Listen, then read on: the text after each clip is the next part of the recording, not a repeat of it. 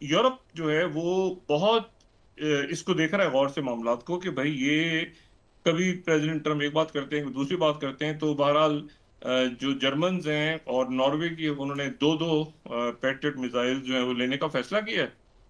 उनके हम खरीद लेते हैं और हम यूक्रेन को देते हैं, ये डिफेंसिव। लेकिन इसी दौरान जो रशिया है वो उसका जो अब टारगेट है वो ओडेसा पे है। और मैं ओडेसा के बारे में हमेशा कहता हूँ कि ये बिल्कुल वो साहिली साहिली पट्टी है जो ब्लैक सी के साथ है। और ओडेसा जो है वो अ, अगर इस दौरान निकल जाती है, क्योंकि पैट्रियट मिसाइल भी मैंने आपसे कहा ना कि वो उनका ऑर्डर दिया जाएगा, या तो जर्मनी में मौजूद पैट्रियट मिसाइल शिफ्ट होंगे वहां पे, और अगर वो शिफ्ट नहीं होते तो रशिया की तरफ से अभी भी डाउन प्ले किया गया इस बात को। रशिया ने कोई रिस्पॉन्ड नहीं किया प्रेसिडेंट पुतिन की तरफ से, और किसी की तरफ से कोई बयान इस पे नहीं आया प्रेसिडेंट ट्रम्प की इस सारी गुफ्तगू पे। बल्कि यह है कि पिछले 24-48 घंटों में जो जंग है यूक्रेन की, जी। वो शिद्दत इख्तियार कर रही है। सही। अच्छा, अब शिद्दत इख्तियार करेगी तो क्या अमेरिका इसमें सकिन होगा या यूरोप इसमें सकिन हो? यूरोप तो सकिन हो चुका है। यूरोप के बहुत सारे मुल्क चाह रहे हैं कि हम इससे निकलें ताकि हम अपनी इकोनॉमी पे तवज्जो दें, बाकी चीजों पे तवज्जो दें। लेकिन वो चूंकि नेटो के अंदर जो है वो उन्होंने जो है वो ये कह दिया है कि सारे मुल्क जो है ये 5-5% तक जीडीपी का उसमें कंट्रीब्यूट करें, तो वो कुछ मुल्क कमिट कर गए हैं, कुछ कमिट नहीं कर सकते, उनकी इकोनॉमी इजाजत नहीं दे रही। लेकिन बहरहाल ये है कि वो एक जंग जो है वो फिर दोबारा इसमें खराब हो गई। अब इसमें एक साहब जो है जी। वो तकरीबन आप समझें कि वो बिल्कुल कॉर्नर थे इस पूरे जो भी मामला था, लेकिन वो फिर इन हो गए और एक साहब इसमें से आउट हो गए। जो साहब आउट हो गए हैं वो जी। स्टीव विटकॉफ हैं, सही। जो कि प्रेसिडेंट पुतिन से मिल रहे थे और मुलाकातें हो रही थी और वो उसके बाद। लेकिन मैं आपको ये बात बताऊं, प्रेसिडेंट पुतिन शुरू से ही बहुत ज्यादा इसके ऊपर आपने देखा होगा कि प्रेसिडेंट ट्रम्प ने जब कहा कि मैं सऊदी अरेबिया से टर्की जा रहा हूं, मैं मिलना चाहता हूं, मैं मिलना चाहता हूं, मुझे मिलो, तो प्रेसिडेंट पुतिन जो है वो बहुत उन्होंने अपने आप को एक डिस्टेंस पर रखा। जी। तो इसी तरह से स्टीव विटकोफ जो है वो इसमें किसी किस्म का ब्रेक थ्रू नहीं कर सके। और इसी दौरान जो प्रेसिडेंट ट्रम्प हैं उनकी तरफ से एक ऑडियो भी लीक हो गई थी कि वो किसी जगह अपनी फंड रेजिंग में कह रहे हैं कि अगर यूक्रेन पे हमला हुआ तो मैं मॉस्को पे बॉम्बिंग कर दूंगा, और ये वो भी लीगल। लेकिन प्रेसिडेंट पुतिन, उसमें बीजिंग का भी जिक्र था मगर वो शायद वो सेंसर हो गया, बारह जो भी था, लेकिन इस सीरियस नहीं लिया किसी ने भी प्रेसिडेंट ट्रम्प की इन बातों को। और उसका नतीजा ये निकला कि स्टीव विटकॉफ जो है वो तकरीबन कॉर्नर है, और जो कीथ केलॉग हैं वो इन हो गए हैं वापस। कीथ केलॉग वो हैं जो कि चाहते थे कि यूक्रेन की मदद की जाए यूरोप के साथ खड़े होके, और मॉस्को के खिलाफ जो है वो जंग में जेलेंस्की की मदद की जाए। अब प्रेसिडेंट ट्रम्प के इस ऐलान के बाद वो चूंकि रोम में थे, और रोम में वहां पर यूरोप के रहनुमा मुख्तलिफ जमा हुए हैं, उनका कहना ये है कि रशिया जो है ये थ्रेट है हमारे लिए। जी। तो उसमें जो है वो कीथ केलॉग थे, और कीथ केलॉग जो हैं वो कीव आ रहे हैं, यानी यूक्रेन आ रहे हैं। सही। अब यूक्रेन आ रहे हैं वो, लेकिन वो यूक्रेन आ रहे हैं पूरे एक हफ्ते वो उनका स्टे होगा, कीथ केलॉग का एक हफ्ते वो यूक्रेन में रहेंगे। सही। और बयान ये हो रहा है कि इस दौरे, ये जेलेंस्की ने उनसे रिक्वेस्ट की है कि भाई वो स्टीव विटकॉफ या पेंटागन या पैटी हेग्सेट या बाकी लोग तो मेरे हाथ नहीं आते, तो आप बराए करम मेरे साथ चलें और यहाँ के बैठे और इंश्योर करें कि जो भी प्रेसिडेंट ट्रम्प कह रहे हैं उसके ऊपर अमल दरामद हो। तो कीथ के लोग जो है वो एक हफ्ता स्टे करेंगे कम से कम सही। कीव में। मेरे ख्याल से वीकेंड के बाद मंडे को या किसी वक्त वो पहुंच जाएंगे कि यूक्रेन पहुंच जाएंगे। और वो उस दौरान अगर प्रेसिडेंट ट्रम्प ने अनाउंसमेंट कर दी कि मैं पैट्रियट मिसाइल देने की बात कर रहा हूं, तो मेरी मामला जो है ये रशिया के साथ बिगड़ जाएंगे। और उसमें ये नुकसान जो है वो सिर्फ यूक्रेन का होगा, दरम्यान में यूक्रेन फंसा हुआ है। जेलेंस्की अब उसको कब तक मदद जारी रहती है, किस वक्त डायरेक्ट बात हो जाती है पुतिन की और प्रेसिडेंट ट्रम्प की, तो ये मामला जो है ये रुक गया अपनी जगह। अब से फंस जाते हैं ना कि फंस गया है। बाज दफा वो क्रिकेट में किस खेल में कहते हैं ना, खेल फंस गया है, ये तो ये फंस गया है, ये यूक्रेन की जगह फंस गई है कि इसमें जो है वो नॉर्वे खरीदेगा, पैसे वो मुल्क देंगे, अमेरिका पैसे नहीं देगा, ये ध्यान में रखें। अमेरिका कोई एड नहीं देने जा रहा यूक्रेन को। अमेरिका ने कहा है कि हम असला सेल करेंगे, यूरोप हमसे असला ले ले, और वो असला जो हमसे यूरोप ले, वो असला नेटो नेटो मुल्क ले लें, लेकिन नेटो के मुल्क हमसे असला लेके वो चाहे तो यूक्रेन को दे दें, हमसे खरीदे, हमें पैसे दें। सही। अच्छा, अब इसमें लेकिन साथ ही एक और मुल्क जो कनाडा है उसके ऊपर भारी टैरिफ आयद कर दिए उन्होंने नेटो के। तो एक एक वहां पर अजीब सी एक खिचड़ी पकी हुई है कि भाई इसमें फिर कनाडा किधर गया, तो कनाडा बहरहाल।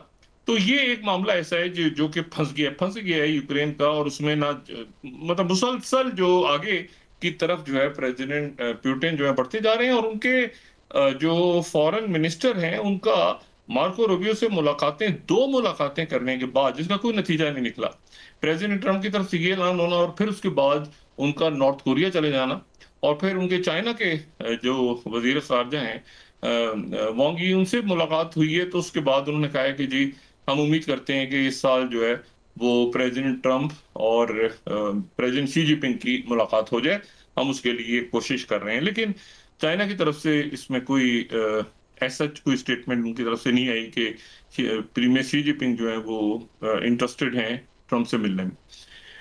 अच्छा, इसमें साथ ही एक और बड़ी इंटरेस्टिंग डेवलपमेंट है, और वो दौरा शुरू हो रहा है, हो गया बल्कि शुरू, कल से उसका ऑफिशियल स्टार्ट हो जाएगा।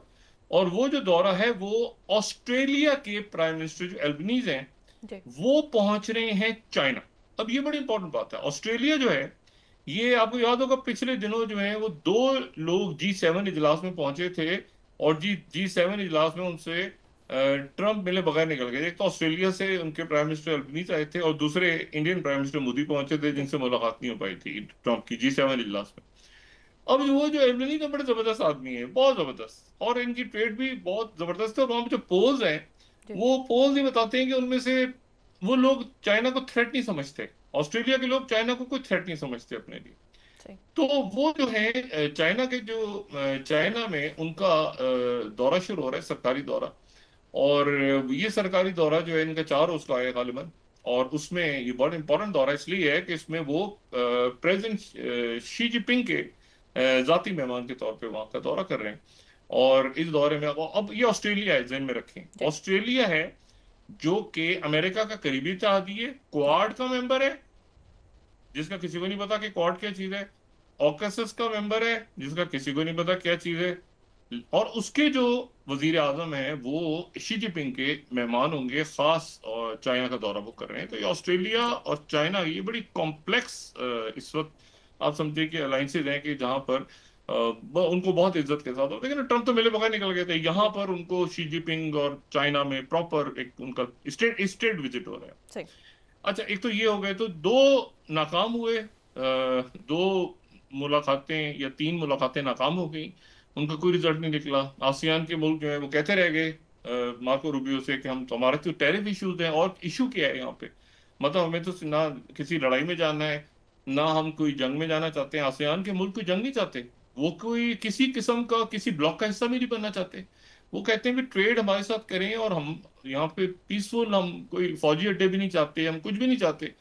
तो आप हमें हमारे साथ ट्रेड करें, और आप खुद भी रहें और हमें भी रहने दें। लेकिन ये कि अगर आप टैरिफ्स को एज अ वेपन यूज करेंगे, तो ये मुल्क जो है सारे, इनके अंदर एक बेचैनी है, और ये बड़े मेहनती लोग हैं यहाँ के, मोहब्बत वाले लोग हैं, अच्छे लोग हैं।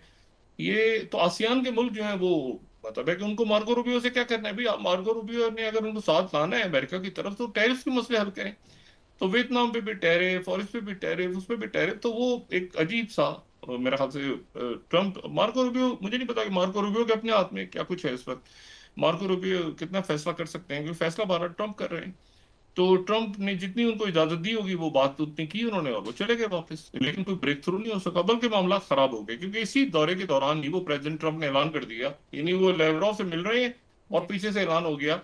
लेवरॉव ने कहा कि जी मैं तो आपको मुतबादिल एक प्लान देता हूँ, आप डिस्कस कर लें। अभी वो डिस्कस करना है मार्को रूबियो ने कहा, अच्छा मैं डिस्कस करता हूँ। वो अगले ही पीछे जो है वो ट्रम्प ने कह दिया, मैं तो पेट्रियट मिसाइल देने का फैसला कर लिया मैंने। नेटो वालों ने मुझे कहा कि हम वेपन खरीदेंगे, लेकिन ये कि मैं तो वेपन बेचूंगा नेटो को, और नेटो वाले आगे से यूक्रेन को देना चाहे तो यूक्रेन को दे दें, मैं यूक्रेन को नहीं दूंगा डायरेक्टली। अच्छा, तो वो बात और खराब हो गई। अच्छा, एक तो ये मामला जी। बड़ी बुराई का सबब बना। दूसरा जो चार जो है वो एक 4-5 दिन का दौरा करके नतन्याहू वापस पहुंच गए। जी। अच्छा, नतन्याहू वापस पहुंचा है इसराइल में, इस राइट। तो चीजें जो हैं वो वहीं की वहीं खड़ी हैं। अब स्टीव विटकॉफ जो है वो, उन्होंने वो कतर को भी गारंटी दे दी, उन्होंने इजिप्ट को भी गारंटी दे दी, उन्होंने सऊदी अरेबिया को गारंटी, उन्होंने सारे मुल्कों को गारंटी दे दी कि ये तो मामला ट्रम्प मान चुके हैं। अब ट्रम्प जो है वो भी नेतन्याहू को बुलाकर उन्होंने खिंचाई, क्योंकि ये बात ध्यान में रखें कि जितनी इन्वेस्टमेंट होनी है सऊदी अरेबिया की है, कतर की है, बाकी सारा यहाँ पे ट्रम्प तय करके गए हैं। वो यहाँ पर आए थे, तो यहाँ पर बात उन्होंने जो की थी वो यही बात हुई थी कि जी यहाँ पर सीज फायर होगा, टू स्टेट सॉल्यूशन बनेगा, ये सारी चीजें न थी आपस में। इन मिसाल के तौर पे आप मुझे बताएं ना कि ये जो मिनरल डील है यूक्रेन के साथ, ये कैसे होगी मिनरल डील? अगर वहां जंग चल रही है और अगर वो वेपन दे रहे हैं तो आपके ख्याल से पुतिन वो मिनरल डील उन्होंने देंगे आगे? नहीं। इसी तरह से जो इन्वेस्टमेंट्स होनी है, जो सारी प्लान, वो फिर उसके बाद वो सुकून और स्टेबिलिटी होगी तो वो कहते हैं ना जेंटलमैन प्रॉमिस, तो वो उस तरह से बात अगर आप आगे उसी तरह चलाएंगे तो फिर आगे मामला बढ़ेंगे ना। तो अब वो मामला स्टीव विटकॉफ का फंसा हुआ है कि उन्होंने अभी ट्रम्प साहब ने कह दिया कि अच्छा अच्छा अच्छा, फिर उन्होंने हाँ कहा ना कहा, उन्होंने नेतन्याहू को वापस भेज दिया। अब नेतन्याहू वापस आ गए, ये वापस बंदा पहुंचा हुआ है और नेतन्याहू घूम रहा है कि भाई मैं क्या करूं यहाँ पे, क्या बात करूं।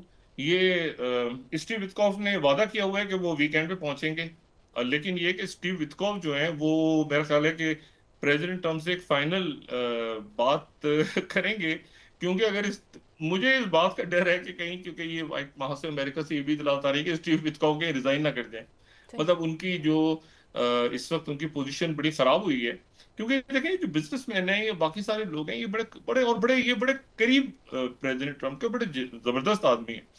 अब ये जितने लोग हैं ना, ये वो लोग हैं जो बिजनेस में हैं, तो ये कारोबार के लोग जो है ना, ये अपनी जबान पे चलते हैं कि भाई हमने जबान दी हुई है, हमारे बिजनेस हैं, हमने मतलब है कि लॉन्ग टर्म 20-20 साल से, 25-25 साल से, 40-40 साल से अपनी जो है ना वो डायरेक्ट पीआर बनाई हुई है रशिया के साथ या गल्फ कंट्रीज के साथ। तो हम अपना जो सत्यानाश करें यार ट्रम्प के चक्कर में। तो जब जबान दे दी है तो जबान दे दी है हमसे, चाहे वो कतर के लोग हों या बाकी लोग हों, तो वो उसके ऊपर सारा मामला आगे चलता है। अब स्टीव विटकॉफ जो है वो, ये उनका देखिए, वो किसी सूरत अपने रशिया से ताल्लुकात खराब नहीं करेंगे प्रेसिडेंट पुतिन से। और वो ये भी हो सकता है कि उनको ट्रम्प अभी रखें, क्योंकि ट्रम्प खुद ये, उन्होंने कीथ क्लॉक को कभी आगे कर देते हैं, कभी वो स्टीव विटकॉफ को आगे करते हैं, कभी कीथ क्लॉक को आगे करते हैं। तो कीथ क्लॉक को अभी उन्होंने आगे किया हुआ है। कीथ क्लॉक को पहले उन्होंने डंप कर दिया था। कीथ क्लॉक जो है वो यूक्रेन को असला देने के कायल हैं। तो स्टीव विटकॉफ पीछे हो गए। लेकिन जो गजा में कत्लेआम हो रहा है और गजा जी। का सीजफायर अगर अनाउंस नहीं होता, तो उसके नतीजे में स्टीव विटकॉफ के लिए फिर मेरा ख्याल है कि वहां रहना मुश्किल हो जाएगा। जो वॉशिंगटन से इतलात आ रही है वो ये कि स्टीव विटकॉफ काफी, वो कहते हैं ना, लफ्ज इस्तेमाल करते हैं कि काफी जिच हुए हैं कि यार ये मैंने अभी बात की है कतर के लोगों से, अभी बात हुई है मोरक के ऊपर, अभी ये जो वहां पे हमास अपनी उन्होंने फिर एक मतलब मार दी है, इसराइल का फौजी मारे जा रहे हैं वो। और इसी तरह से हुतीज ने जो किया है, हुतीज ने, यानी आप देखें ना किस तरह से सिनेमैटिक, सिनेमैटिक अगर आप देखें ना, जी। तो वो जो जहाज डूबने की उन्होंने पिक्चर्स रिलीज की हैं, वीडियोस, तो बिल्कुल सिनेमैटिक। मुझे नहीं पता ड्रोन कैमरों से उसकी एडिटिंग कैसे हुई है, वो बिल्कुल वो जो ब्लास्ट हो रहे हैं समंदर के अंदर और जहाज डूब रहे हैं और फिर वो मनाजिर सारे आप देखें, तो उसमें जो है वो आपको अंदाजा होगा कि उनके पास कितना इक्विपमेंट है और उनके पास कितना, और वो खुले मैदान में, जी। ये भी नहीं, ये खुले समंदर में वो फिल्मिंग कर रहे हैं। ये भी नहीं कि उनको डर हो किसी का कि भाई यहाँ पर कोई दूसरा जहाज उन पे अटैक कर देगा या कोई दूसरा जहाज यहाँ पे। तो वो यहाँ पर मुझे बताएं कि वो जहाज कहाँ है जो हिफाजत कर रहे थे इन कैरियर्स की। यहाँ पे कोई डिफेंस सिस्टम नहीं था, कोई जहाज नहीं थे इनको बचाने वाले। वो किस तरह से जहाज जो है वो वहां पे हाईजैक